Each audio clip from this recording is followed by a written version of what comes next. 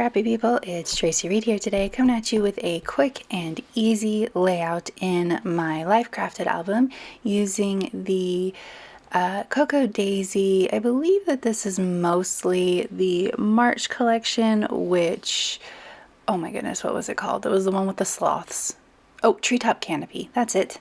So today I'm going to be scrapbooking the last page in my second Life Crafted album. So this is sort of a filler page that I wanted to scrapbook about all of the food that I make. So I'm a big cook. I love cooking.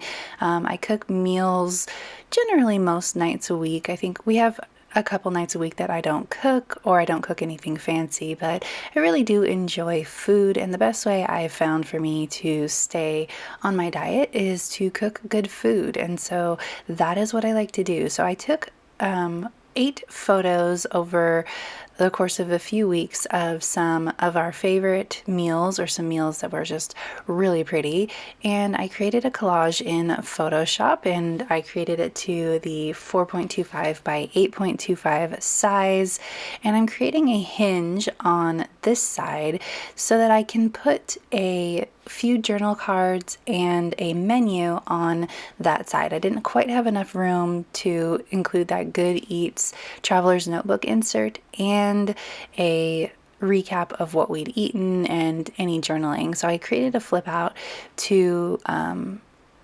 include all of those items. So you'll notice that there are 8 photos and there are 7 menu items on this list. That is because the 8th photo, I did not love that meal. That was the only one that I normally can pick out really great recipes and don't really have a problem cooking new foods, but that was a new recipe. The lentils underneath the chicken was a new recipe, and it wasn't any good. It was boring and gross. So I just didn't even bother. Even though the picture is pretty, I just didn't even bother putting what was on that menu item. So when you notice that there's only 7 items on that list, that is why.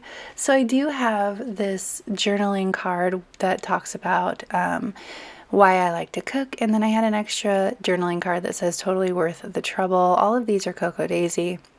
I wanted to include that totally worth the trouble because a lot of people ask me, I post on Facebook about my meal planning process a lot, and I get asked quite often, do you really cook all this food all the time? And I am at a particular advantage because I work from home, so I can, stop at 2 p.m. and start something cooking or whatever. But yeah, I cook every night. Or almost nights. And so I liked that sentiment of totally worth the trouble because for me, this act of love, of cooking, of feeding everyone is totally worth the trouble for me.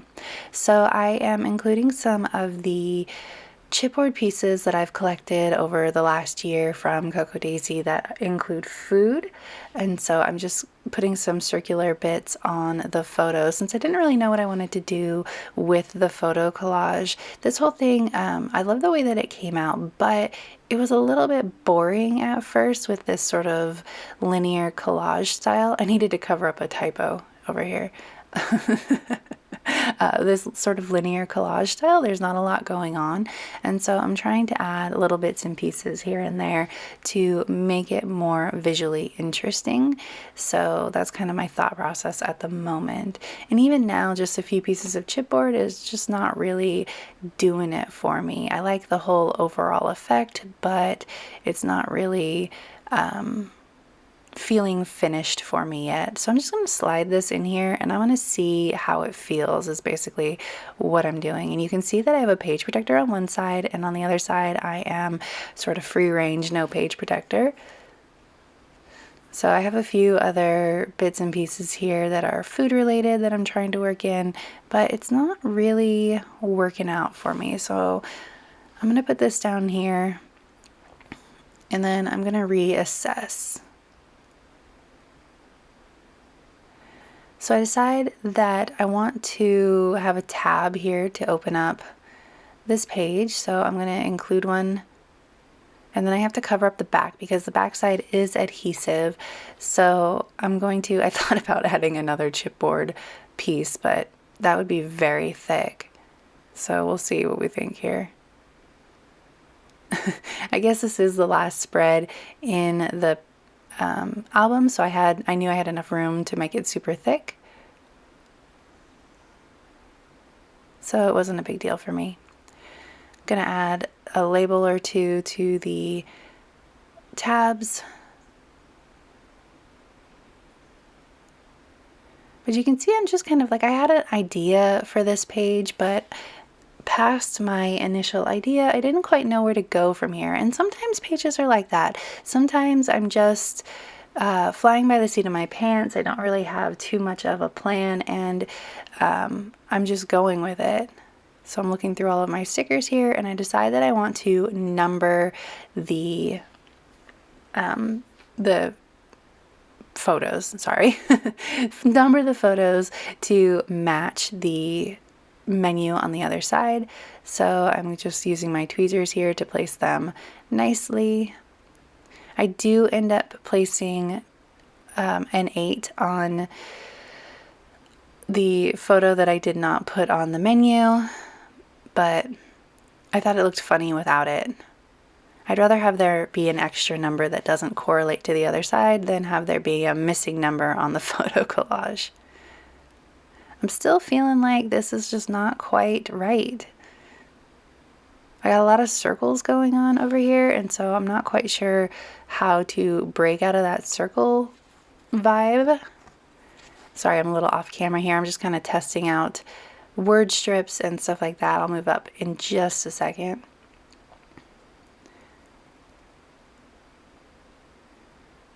So I cut this triangular, almost hexagonal piece off of that hexagon label and decided that that looked good for bridging the gap between those two photos and making it not so circular. So I put the bottom part over here as well, facing up though, so it mirrors the top part.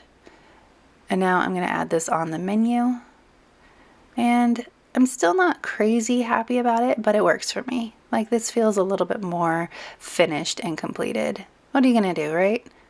It was a very bold photo collage to begin with, so there wasn't too much I could do with it. So now I'm looking at this side and trying to figure out what's wrong over here, and I've decided that this collage is like there's too little going on this flap. So I'm going to notch this photo or this journal card into a banner, and I'm going to mount it on another piece of patterned paper to just give it that little pop of color over there, since both of those cards were white and it was sort of bothering me. Plus, that top card has good food written in this sort of orangey color, so I wanted to bring a little bit more of that in over there with the pink. So I like that a little bit better. It looks more like a design piece than two cards layered together, and I'm good to go. So if you enjoyed this video, I'd love it if you give it a thumbs up. If you're new here, go ahead and subscribe. I would love to have you. If you don't already, you can follow me over on Instagram. I'm at Tracy M. Reed, and I will see you next time. All right, thank you.